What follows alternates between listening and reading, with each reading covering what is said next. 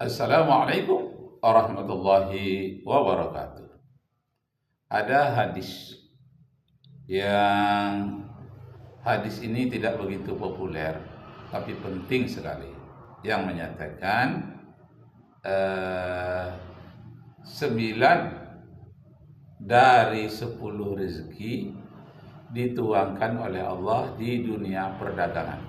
Nah, 9 di antara 10 rezeki dituangkan oleh Allah dalam dunia perdagangan.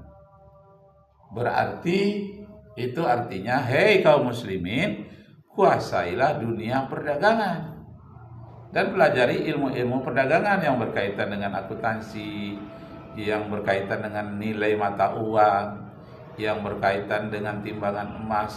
Segala yang berhubungan dengan perdagangan harus dikuasai oleh umat Islam.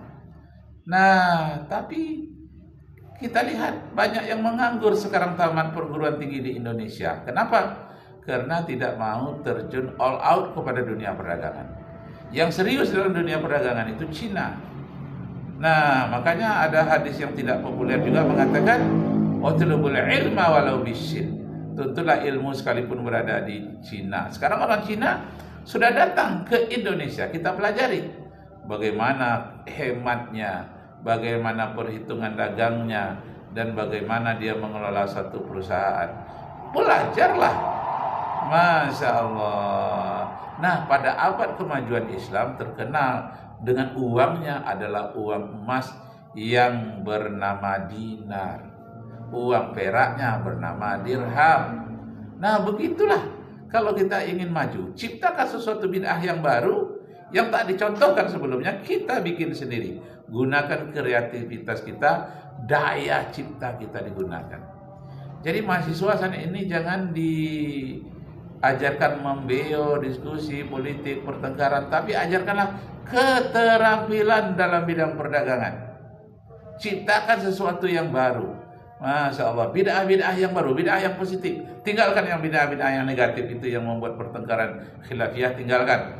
Ambil kita yang positif, karena kita sedang bertanding melawan orang-orang ateis, bertanding dengan orang-orang Eropa yang sifatnya kolonialisme, yang ingin menjajah kita. Karena itu kita harus mandiri, kita berani sendiri. Jangan ketergantungan kita kepada Amerika, Rusia, Cina, dan negara-negara lainnya. Allahu Akbar. Penjuru dunia, terutama pada lalu lintas dagang dengan Tiongkok, baik melalui jalur darat ataupun laut, yang selalu ramai di setiap waktunya. Kita kembali ke kisah Al-Ma'mun. Sebagai pecinta ilmu, tentu saja dia dipuji para ilmuwan. Namun Al-Ma'mun pada saat yang sama hendak menegakkan otoritas keagamaan yang dimiliki khalifah. Sebagai seorang rasionalis, dia cenderung pada pemikiran Mu'tazilah, dan Al-Ma'mun tidak bisa menahan godaan untuk memaksa para ulama tradisional agar memiliki paham yang sama dengannya.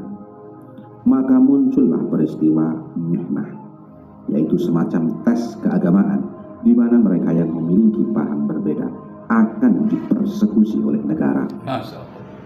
Pangkal persoalan ada pada perdebatan ilmu kalam. Nah, jadi kita tinggalkan perdebatan ilmu kalam, Al-Quran makhluk atau tidak. Mari kita dari kiri kita pindah ke kanan. Bagaimana kemajuan ilmu pengetahuan dalam bidang sains, dalam bidang matematika. Ini yang perlu kita. Para ulama menyalahkan kecintaan Al-Ma'mun pada filsafat dan gerakan penerjemahan karya para filosof Yunani.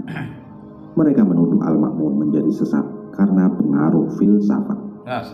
Tentu menjadi ironis.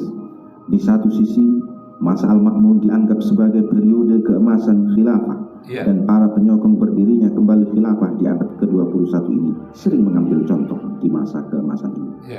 Tapi di sisi lain, masa keemasan Abbasiyah ini justru berdiri di atas fondasi rasionalitas dan filsafat, sesuatu yang sering diharamkan pada masa sekarang. Pada masa Al-Ma'mun, aliran Al-Mu'tazilah yang mendominasi, bukan Ahlus Sunnah wal Jamaah. Aspek inilah yang sering luput dari perhatian kita. Secara politik, para ulama tradisional juga tidak senang dengan Al-Ma'mun, karena dia juga condong kepada Syiah. Al-Ma'mun memilih tinggal di kota Meru, di banyak orang Syiah dan Persia. Al-Ma'mun dituduh anti-Arab. Dia Al-Ma'mun mengatakan berlepas diri terhadap mereka yang menganggap Muawiyah itu orang baik. Bahkan Al-Ma'mun seperti dituliskan oleh Imam Suyuti dalam Tarikhul Khulafa halaman 227 mengatakan nomor 6 tapi dia bayar 200. Orang yang paling utama setelah Rasulullah itu adalah Sayyidina Ali bin Abi Thalib. Tidak berhenti sampai di sana. Al-Ma'mun bahkan menjadikan Imam Ali Ar-Ridha, Imam ke-8 Syiah Imamiyah Isna Asyariyah, sebagai putra mahkota pengganti Al-Ma'mun.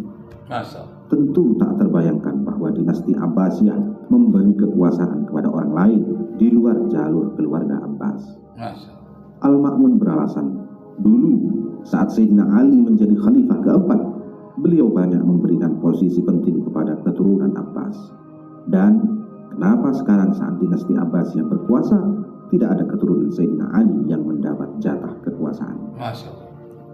Al-Ma'mun semakin menegaskan posisi politiknya dengan memerintahkan pejabat untuk mengenakan pakaian hijau dan mencopot pakaian hitam. Warna hijau. Pakaian hitam adalah ciri dinasti Abbasiyah, sedangkan pakaian hijau biasa dikenakan pemeluk Syiah. Kemarahan sebagian pihak di Baghdad terhadap Al-Ma'mun membuat mereka membaiat Ibrahim bin Mahdi, anak khalifah ketiga Abbasi. Nah, itu di zaman Abbasiyah. Jadi ada konflik kecil, tapi itu semuanya ke kiri dan kita buang, dan kita mengambil hal-hal yang positif dari penemuan-penemuan yang tidak sedikit. Masya Allah. Banyak khalifah-khalifah yang cerdas, ulama-ulama yang cerdas mengajarinya membaca dan menulis. Nah, namun pelayan itu wafat dan pelajarannya belum tuntas.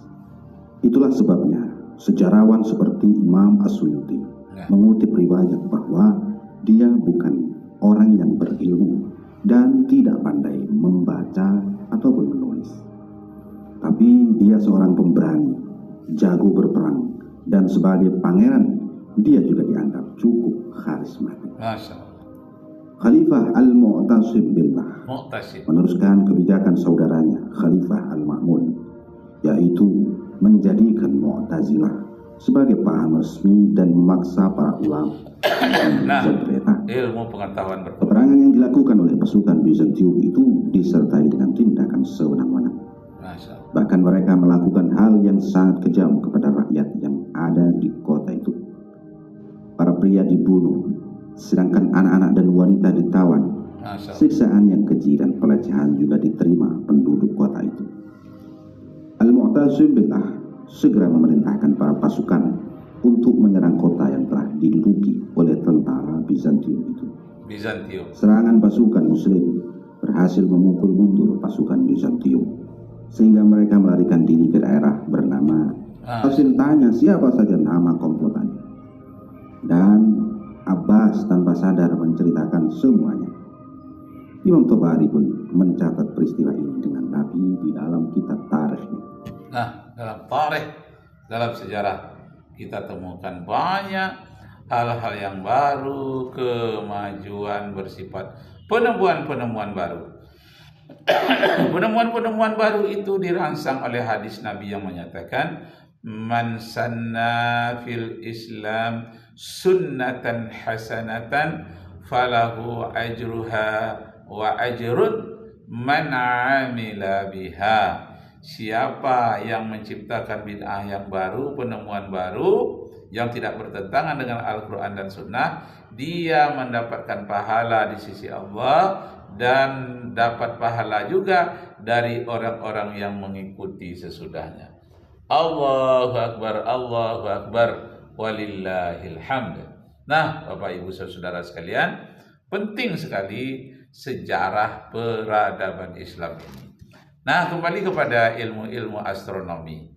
Bagaimana terjadinya malam dan siang? Setelah diteliti, ternyata malam itu adalah bahagian bumi yang membelakang terhadap matahari. Sedangkan yang dinamakan siang adalah bahagian bumi yang menghadap kepada matahari. Bahagian yang membelakang terhadap matahari disebut dengan malam.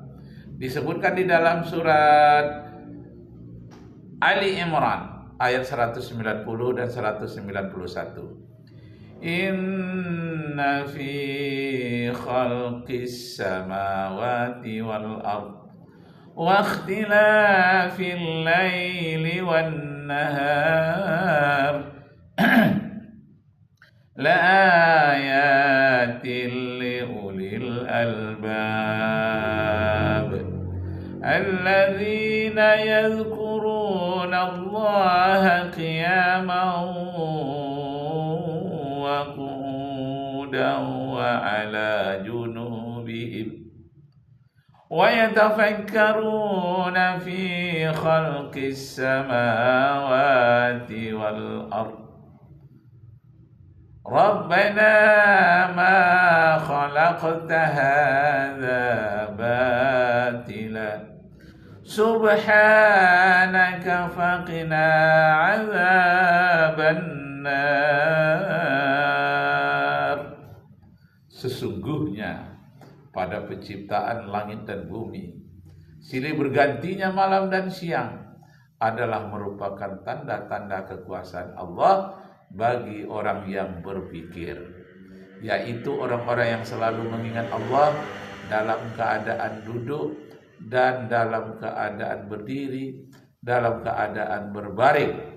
Mereka selalu mengingat Allah dan mereka memikirkan penciptaan langit dan bumi, lalu mereka mendapatkan, ya Allah, tidak ada satupun alam ciptaanmu ini yang sia-sia. Maha sucilah Engkau, peliharalah kami dari azab api neraka.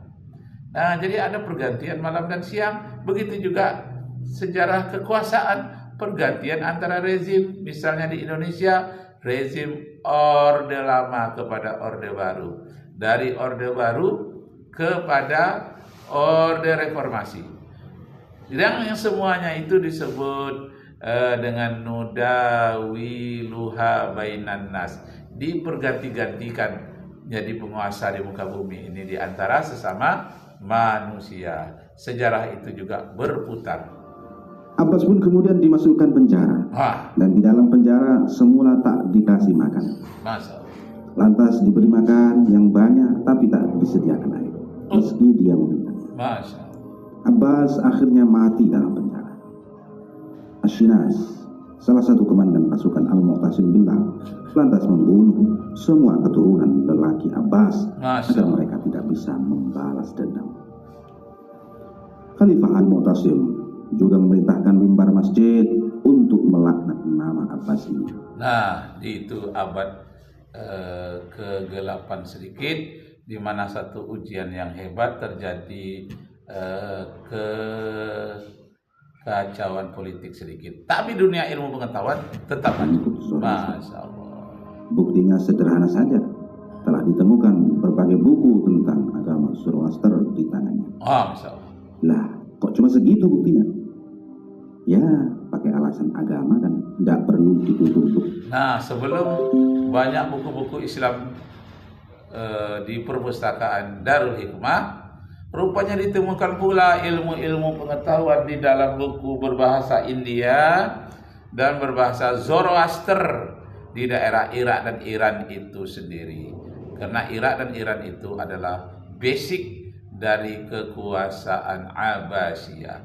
Diterjemahkanlah buku-buku Zoroaster itu yang penyembah bintang itu juga diterjemahkan ke dalam bahasa Arab. Yang kuat, yang penting emosi dan sentimen massa.